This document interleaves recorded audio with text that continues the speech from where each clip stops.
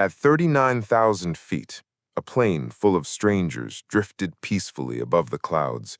Drinks were served, laughter rose softly, and row 14 seemed just like any other place in the sky. But then, silence. The captain's voice, steady for hours, vanished mid-sentence. A ripple of unease moved through the cabin. Moments later, the intercom crackled. A desperate shout from the cockpit broke the calm. And everyone knew something was terribly wrong. What no one knew, not yet, was that salvation sat quietly in row 14, disguised as an ordinary passenger. Welcome back to the Storyscape, where we bring you cinematic tales of courage, impossible decisions, and the hidden strength that only reveals itself when the world is seconds from disaster. If you're new here, make sure to subscribe and join our growing community. And before we dive in, tell me in the comments, where in the world are you watching from today?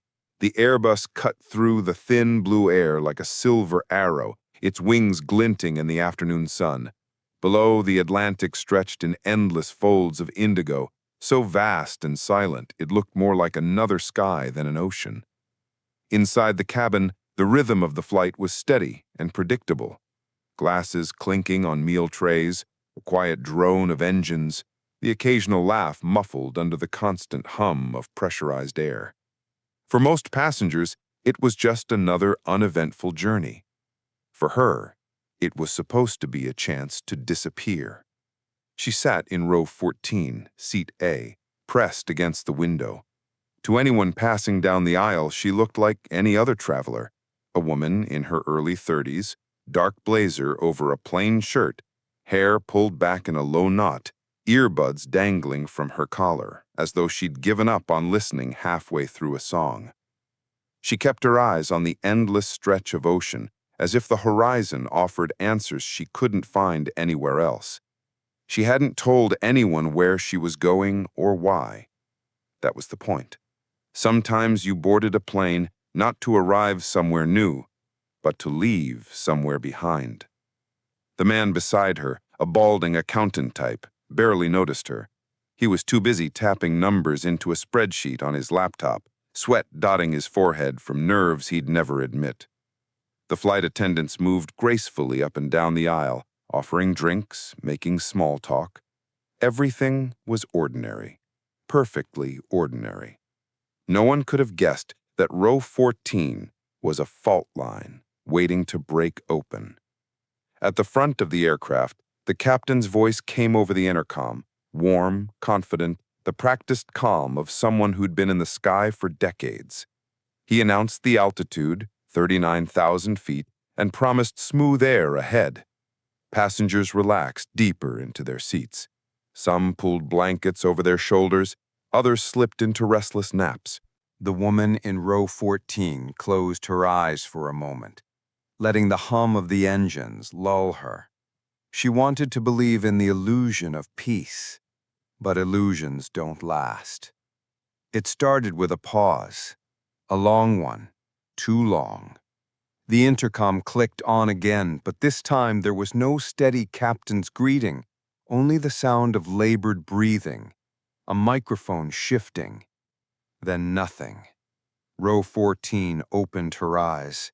Around her, a few passengers frowned, confused. The man with the laptop froze mid-keystroke. The cabin crew exchanged glances that were too sharp, too deliberate to be casual. Something was wrong. Then it happened. A sudden muffled thud from the cockpit. One of the flight attendants rushed forward, pressing the call button beside the locked door. No answer. Another attendant tried the intercom handset, her voice shaking as she called into it. "Captain, are you okay?" The only reply was static. The passengers began to stir, murmur spreading like a wave in the air. A child cried out. Someone unbuckled and stood up, only to be told firmly to sit back down. Row 14 didn't move. She kept her gaze fixed on the cockpit door, her breathing slow, measured. She had heard that sound before. The collapse of a body in a confined space, sudden and heavy, unmistakable. And if she was right, then they had just lost their pilot at nearly 40,000 feet. Moments later, the first officer's voice crackled through the speakers, strained and uneven. "Ladies and gentlemen, we ask that you remain calm. We're handling a medical situation up front." His voice broke on the last word, and every trained ear in the cabin could hear the panic he was trying to hide. In row 14, her hands tightened on the armrests. Her instincts, the ones she'd buried years ago, were already waking up.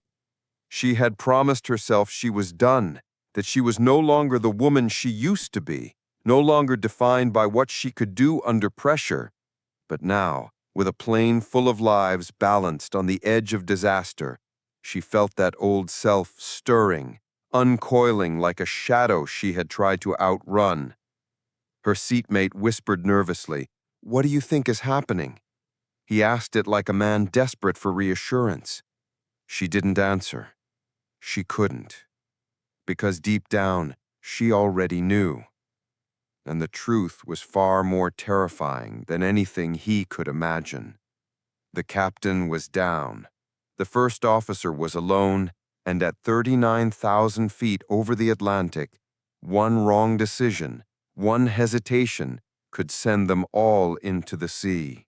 In row 14, the woman who had wanted nothing more than to be invisible slowly opened her eyes wide, steady and sharp. She had trained for moments like this once, long ago. But the world had no idea. Not yet. The cabin, once filled with the ordinary rhythm of a long-haul flight, began to fracture under the weight of silence. Passengers whispered across the aisles, the unease building like static in the air. The attendants tried to calm them, but their practiced smiles were slipping, replaced by the tight lines of fear. Every second without a voice from the cockpit stretched longer, heavier, until time itself felt fragile. The first officer's voice finally returned, but it cracked with strain. "This is your first officer speaking. Please, stay in your seats. We have a situation under control. Just stay calm." The words were wrong. Too fast, too uncertain. No one believed them. He sounded like a man holding a dam together with bare hands, water already seeping through. Row 14 sat motionless, watching. Her eyes were clear, unblinking, her breathing steady in a way that felt unnatural amidst the growing panic. To her left, the man with the laptop was muttering curses under his breath, snapping the lid shut as though numbers no longer mattered. Across the aisle, a mother clutched her child, whispering prayers. And yet she seemed like stone, carved and waiting. Then came the second sound. A metallic groan shuddered through the cabin, followed by a sudden dip in altitude that sent drinks sloshing and passengers gasping. The plane leveled again, but the message was clear. The first officer was struggling. Flying alone at 39,000 feet wasn't just difficult, it was nearly impossible with a crippled captain beside you. One of the attendants, her composure cracking, hurried down the aisle toward the galley, whispering to another crew member. They thought they were discreet. They weren't. Row 14 caught every word. "He collapsed. He's not breathing. The defib didn't work. It's just the FO now. Just him." The woman in row 14 closed her eyes. So it was true. The captain was gone. At best unconscious, at worst dead. She had been right. She wished she hadn't. Around her, fear thickened. A man in business class shouted at a flight attendant, demanding answers. A young boy asked why the plane had bounced. The crew scrambled, torn between keeping the cabin calm and aiding the man alone in the cockpit. The first officer needed help, but who among them could step forward? Who among them could sit in that left seat, read the instruments, hold steady through the sky? Her fingers twitched against the armrest. She hadn't touched a yoke in years. She had buried that part of her life, walked away without looking back. She had been trained to fly, not airliners, not these massive steel birds, but something faster, sharper, deadlier. Military metal that didn't forgive mistakes. Her call sign had once echoed across radios. She had once pulled G-forces that crushed weaker bodies, skimmed the earth at treetop level with missiles locked on her tail. That was another life. She had promised herself it was over. But as the minutes ticked by, as the passengers' voices rose and the attendants' faces grew paler, she realized that the sky didn't care about promises. The sky demanded skill. And right now, no one else had it. A sudden bang jolted the fuselage, clear air turbulence slamming against the body of the plane. Oxygen masks rattled in their compartments but didn't drop. Screams erupted, then settled into a nervous silence. People were beginning to understand that this wasn't ordinary. Something was deeply, dangerously wrong. She unbuckled her belt, just a small click, barely audible in the growing chaos, but loud in her own ears. Her seatmate turned, startled. "What are you doing? They said stay seated." She didn't answer. She didn't need to. Her gaze had locked on the cockpit door, a solid slab of reinforced metal that stood between the chaos of the cabin and the chaos inside. For years, she had forced herself not to look at such doors, not to think about what lay beyond. But her body remembered, her muscles remembered, and now, at 39,000 feet, they were pulling her toward it. The intercom crackled again, the first officer's voice, ragged, breaking under the weight of solitude. "If there's anyone on board with flying experience, please make yourself known to the crew." The cabin went silent. No one moved. People glanced at each other, wide-eyed, but no hands rose. The flight attendants looked helpless, scanning the crowd. No one answered, except row 14. She stood, slowly, deliberately. Her movements carried none of the panic around her. Instead, they carried something else, an authority that could not be hidden, a strength that couldn't be disguised as ordinary. Heads turned, whispers cut off mid-breath. The aisle seemed to part around her as she moved forward past rows of faces that couldn't decide if she was a savior or a lunatic. One of the attendants rushed to intercept her, voice trembling. "Ma'am, please, you can't be up right now. We need everyone." The woman stopped, leveled her gaze on the attendant, and spoke for the first time since boarding. Her voice was calm, unshakable, the kind of voice that carried across open skies and battlefields alike. "Take me to the cockpit." The attendant froze, stunned by the certainty in those words. It wasn't a request, it was a command. Behind her, passengers stared, the fear in their eyes colliding with something else now, hope. A fragile, desperate hope resting on the shoulders of the stranger from row 14. The cabin had never been this quiet. It was the kind of silence that pressed against the ears, broken only by the distant roar of engines and the uneven breaths of 100 people who suddenly realized their lives balanced on a single decision. All eyes followed her, this stranger from row 14, who moved with a confidence that didn't belong to an ordinary passenger. The flight attendant who had tried to stop her hesitated, torn between procedure and the unmistakable authority in the woman's tone. Finally, she nodded, as if some deeper instinct told her to obey. She keyed the security panel by the cockpit, her hand shaking as she muttered into the intercom. "First officer, we might have someone who can help." Static. Then the strained, hoarse reply, "Send them." The reinforced door clicked. With a mechanical buzz, the lock released. The attendant stepped back as though retreating from a threshold no ordinary person should cross. The woman didn't hesitate. She pushed the door open and stepped into a world most passengers never saw. The cockpit smelled of overheated electronics and recycled air. Warning lights blinked across the panels like restless eyes. The captain slumped in his seat, motionless, his oxygen mask hanging uselessly by his side. His skin was gray, his uniform damp with sweat. A medical kit lay open on the floor, abandoned. They had tried. It hadn't worked. The first officer sat rigid in the right seat, his face pale, hands trembling as they gripped the yoke. His eyes darted at her, confusion flashing before desperation swallowed it whole. "Who the hell are you?" he rasped. She didn't answer directly. Instead, she stepped forward, her gaze sweeping over the instrument panels, reading them with a familiarity that should have been impossible for anyone outside this locked room. Altitude 38.9. Heading steady, but only barely.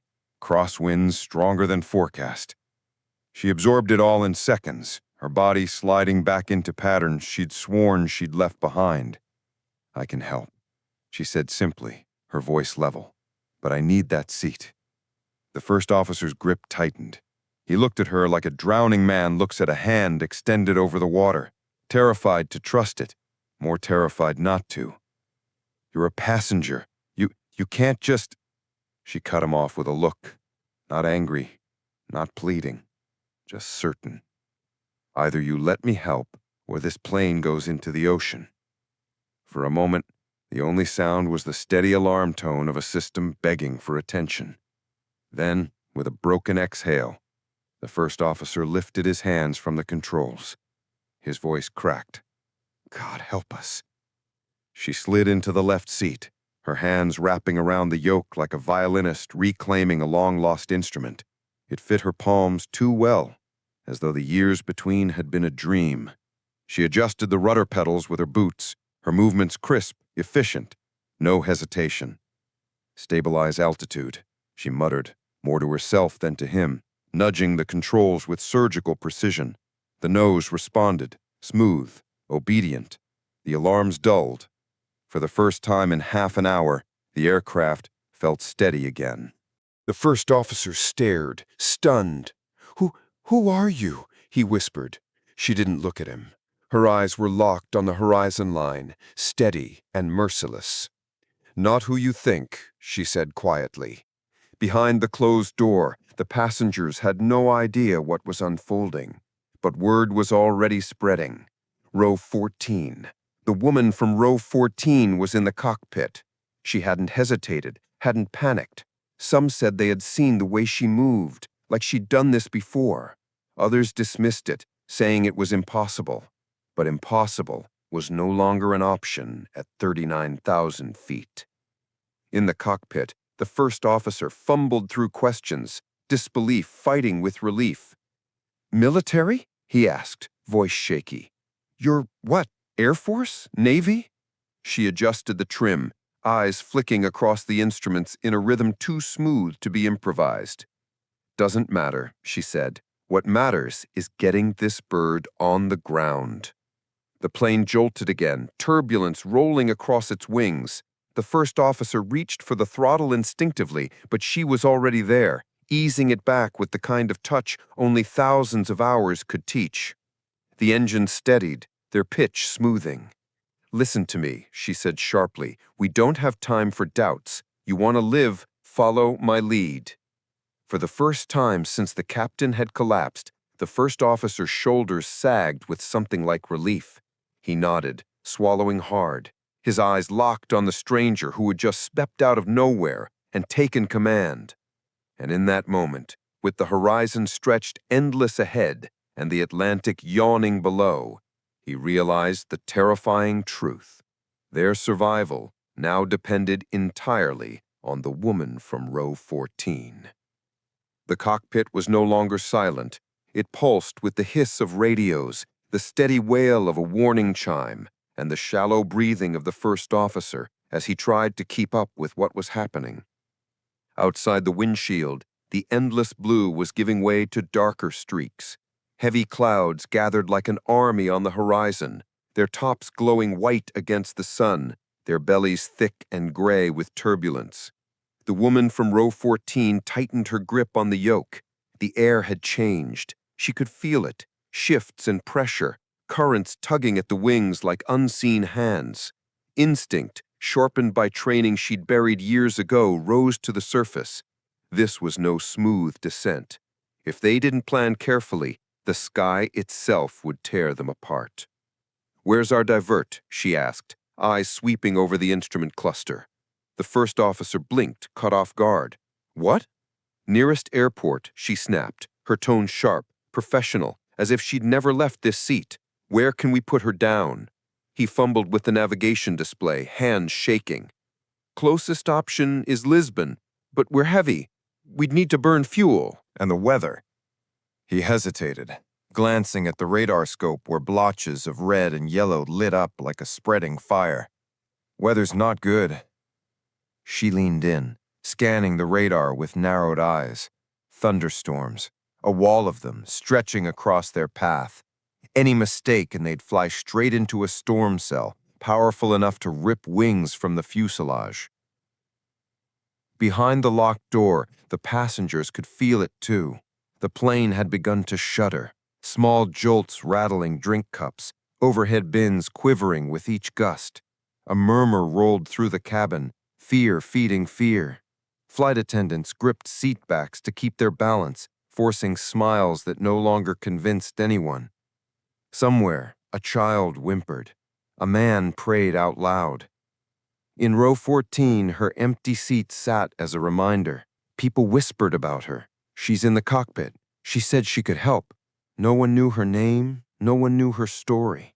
But in that silence, hope had a shape, and it was her.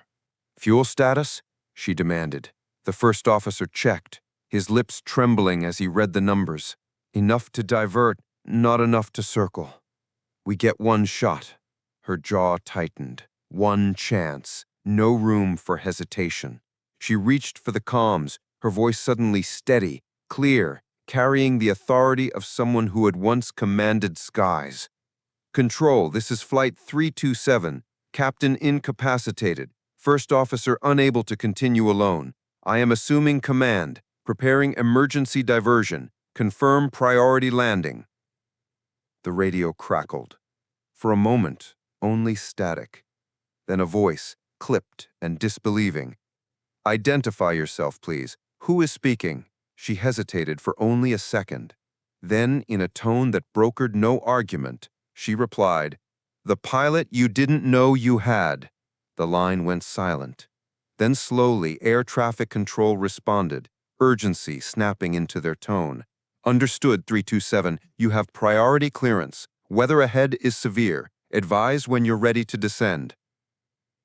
The first officer turned to her, his expression caught between awe and terror. I don't even know your name." "You don't need my name," she said, eyes fixed on the clouds rising ahead like mountains. "You just need to follow my lead." The plane lurched violently, a downdraft slamming it downward. Oxygen masks trembled in their housings, passengers cried out. The first officer grabbed for the controls, panic flashing across his face, but her hands were already firm on the yoke, countering the drop with smooth, measured input. The aircraft steadied. "You fly this like you've done it before," he whispered. Her lips pressed into a thin line. "I have." Another jolt, stronger this time. Warning alarms lit up across the panel. Wind shear, turbulence, systems straining under the stress.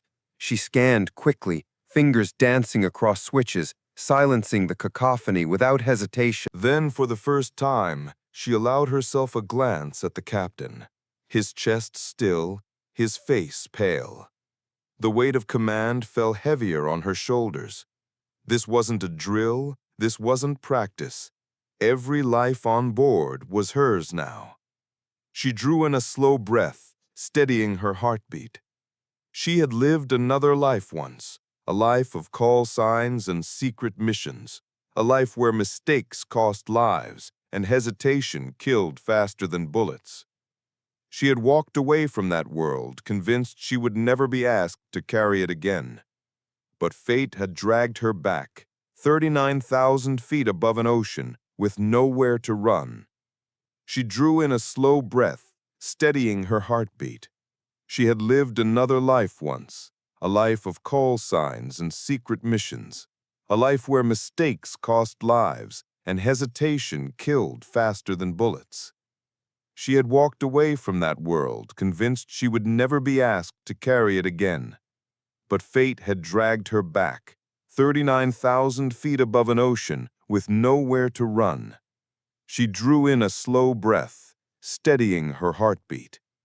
"Set Lisbon as our divert," she ordered. "We'll thread the storms." The first officer blinked. "Thread them? That's suicide." "No," she cut him off, her voice steel.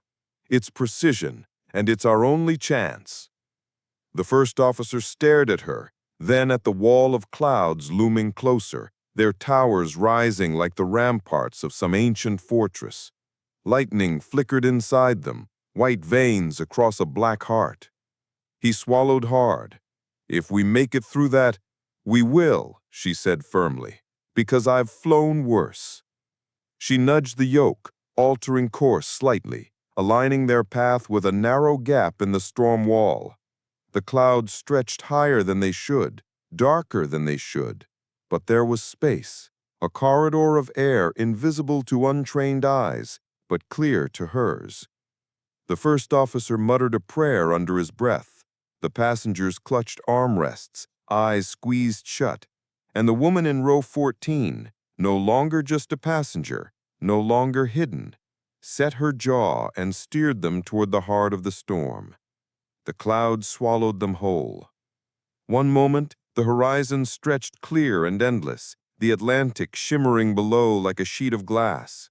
The next, the world turned gray-black, the windshield slashed by sheets of rain that hammered against the fuselage with the fury of 1,000 drums.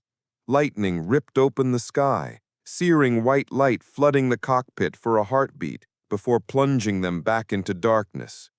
The Airbus groaned like a wounded beast, its wings flexing violently as turbulence struck. The overhead panels rattled, alarms shrieked, and the entire cabin shuddered as if it might tear apart.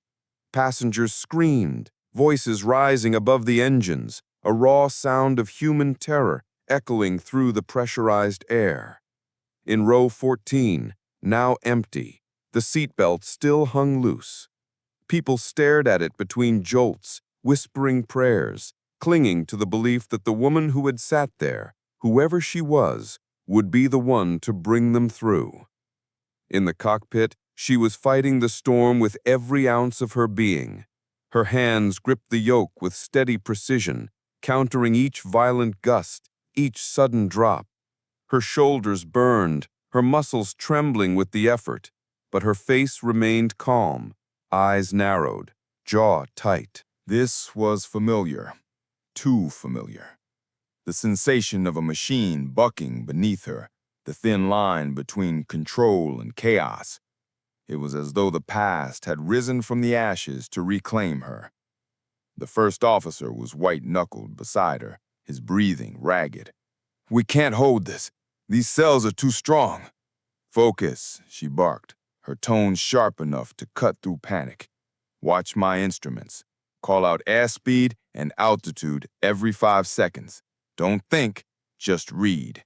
He obeyed, voice shaking as he called numbers. "Airspeed, 301. Altitude, 38.5, 38.4. "Steady," she muttered, nudging the yoke, trimming the nose, coaxing the aircraft back toward level flight. Rain lashed harder, the sound a relentless roar. The storm wasn't just weather, it was alive, a towering wall of fury, testing her with every strike. Lightning flashed again, blinding. The cockpit glowed white for an instant. Shadows seared into their vision. Then came the thunder, a deep, bone-shaking rumble that seemed to come from inside the plane itself. The Airbus dropped suddenly, a gut-wrenching fall that sent passengers weightless, screams tearing through the cabin. Overhead bins burst open, bags tumbling like missiles, drinks splattered across the ceiling. For 3 seconds, gravity vanished. For 3 seconds, they were falling. Her teeth clenched. "Counter, now!" she shouted, pulling back gently but firmly, throttles adjusted with muscle memory that hadn't dulled with time. The engines roared, the wings groaned, and the nose lifted, slowly, agonizingly, but it lifted. The aircraft leveled, slamming everyone back into their seats with bruising force. Oxygen masks dropped, swinging like pendulums. The first officer gasped. How did you? Eyes on the gauges, she cut him off, sweat streaking her temples. We're not through yet. Another burst of turbulence hit, rolling them left, then right, the wings slicing dangerously close to stall. She countered smoothly, feet dancing on the rudder pedals, hands guiding the yoke with impossible steadiness. The storm wanted to break her, but storms had tried before. In her mind, memories came unbidden. Low passes over desert ridges, missiles streaking behind her, radio screaming with chaos while her own voice remained calm. She had sworn never to live that life again, but here she was, at 39,000 feet, proving that she could never truly leave it behind. The first officer's voice cracked through her thoughts. We're too heavy. If we try to land in this, then we won't land in it, she said, eyes locked on the narrow gap on radar. We'll fly through it. He stared at her in disbelief. Through it? That's suicide? She finished for him. No, it's survival. If you've got the hands for it. The aircraft jolted again, lightning arcing so close it lit the wings in electric fire. The cabin erupted in cries, some passengers praying, others frozen in shock. The intercom crackled as a flight attendant's voice tried to soothe them, but the turbulence ripped her words to static. Inside the cockpit, her breathing slowed. In the chaos, she found her center, the razor-sharp calm that had once defined her. Her voice dropped, low and steady, a mantra to herself as much to the man beside her. Control is discipline. Discipline is survival. Trust the machine. Trust the air. The first officer's eyes darted at her, wide with disbelief. You sound like a trainer, like someone who's done this 1,000 times. She didn't answer. Her hands did. Each correction, each adjustment was flawless, instinctive. The plane cut through the storm like a blade, not unscathed, but unbroken. Another downdraft slammed them, but she rode it, easing the nose just enough to bleed the energy without snapping the wings. Lightning forked ahead, but she steered between the columns, threading the storm corridor only she could see. Minutes stretched like hours. Sweat dripped into her collar. Her arms ached, her jaw locked. But the storm began to thin. The turbulence softened from violent punches to rough shoves. The radar cleared in patches of green and yellow. And finally, the first thin strip of open sky appeared ahead, glowing faintly golden through the chaos. The first officer let out a broken laugh, half relief, half disbelief. We're through? She exhaled slowly, her grip easing slightly. Not yet, but close. Behind them, the passengers dared to breathe again. The cries softened, whispers rising in their place.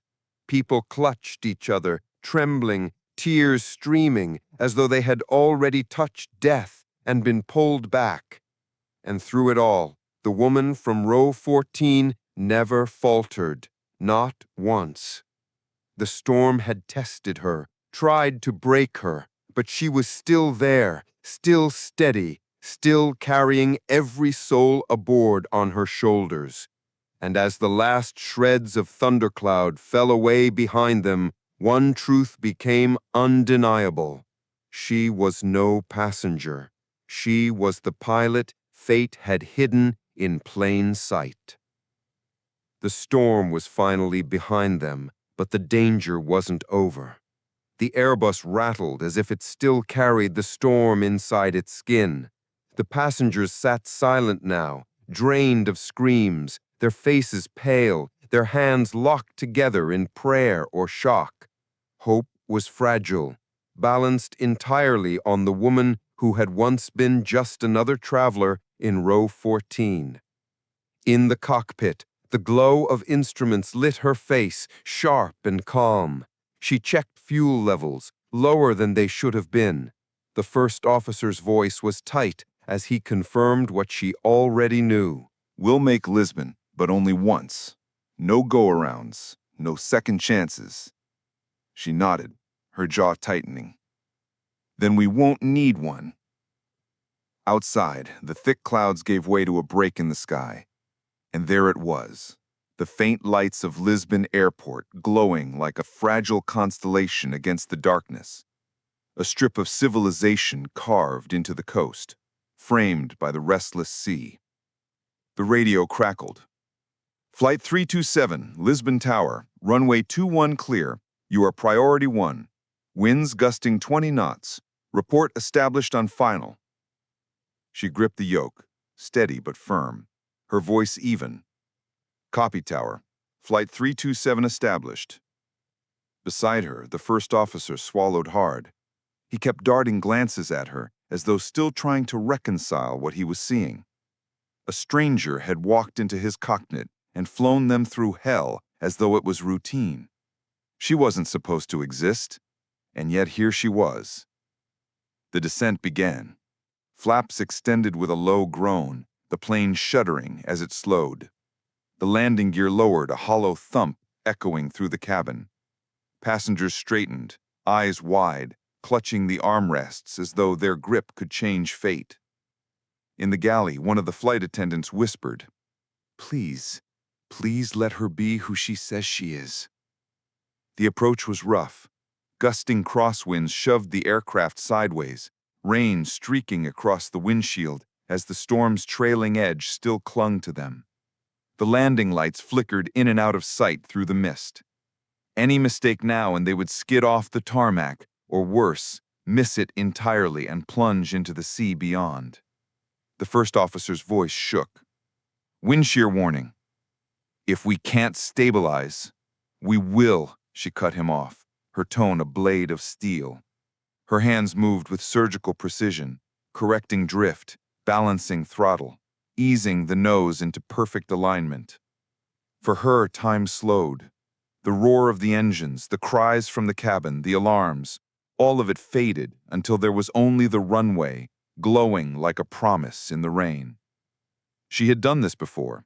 Not here, not in this aircraft, but in deserts and war zones where a single mistake meant fire and wreckage. She had survived those. She would survive this. 500 feet, the first officer called. Her voice was low, controlled. Hold steady. 300. The crosswinds struck again, shoving them sideways. The aircraft lurched, the landing lights skewing. Gasps erupted from the cabin. The first officer's hand darted toward the controls, but hers were already there. A firm counter on the rudder, a precise correction on the yoke. The aircraft straightened, nose aligned with the strip of asphalt waiting below. 200. Trust me, she said quietly. 50. The wheels screeched against wet asphalt, a shudder ripping through the fuselage as the plane fought the storm's final grip. For a heartbeat, it felt as though they would skid, veer off into the grass. Passengers screamed, bracing for impact. Then the nose lowered. The aircraft steadied.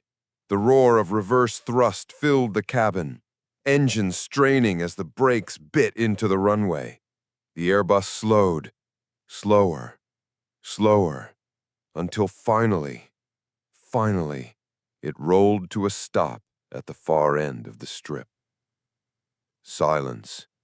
Then an eruption of cheers, sobs, prayers shouted into the night. The passengers who had been moments from death now clung to each other, alive, alive because of her. The first officer sat frozen, his chest heaving, staring at the woman in the left seat. That was impossible, he whispered.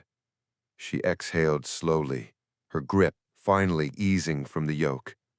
No, she said softly, just necessary. The radio crackled again, the tower's voice urgent. Flight 327, confirm, who is the acting pilot? She hesitated. For a moment the truth pressed against her lips, the name, the call sign, the life she had buried. But she'd learned long ago that some truths weren't for records or control towers. Some truths were meant to remain in the silence of the sky. Just put it down as row 14, she said quietly, then unbuckled her harness. The first officer stared at her, trying to understand, but before he could ask more, she stood and opened the cockpit door. The cabin erupted when they saw her. Applause thundered, passengers rising to their feet despite trembling knees. Some cried openly, others reached out as she passed, as though touching her might confirm she was real. She didn't bask in it. She didn't smile or wave. She walked the aisle with the same steady calm she had carried into the cockpit, her eyes distant, her mind already elsewhere. At row 14, she stopped. Her seat was still there, empty, waiting, the seatbelt dangling loosely as though nothing had happened. She lowered herself back into it, buckling in silently, as the crowd's noise swelled. To them, she was a savior. To her, she was simply a woman who had done what had to be done. The first officer's voice came over the intercom, shaky but clear. Ladies and gentlemen, you owe your lives tonight to a passenger who was not just a passenger. To the woman in row 14. The cabin erupted again, the sound rolling like thunder. She closed her eyes. For years she had run from the sky, from the person she once was. But fate had dragged her back, 39,000 feet above the Atlantic, and reminded her of a truth she could never escape. She wasn't ordinary. She never had been. And as the storm faded outside, and the passengers celebrated survival inside, she sat quietly by the window, watching raindrops trace lines across the glass. Somewhere deep down, she knew the sky would call her again, because once you belonged to it, you always did.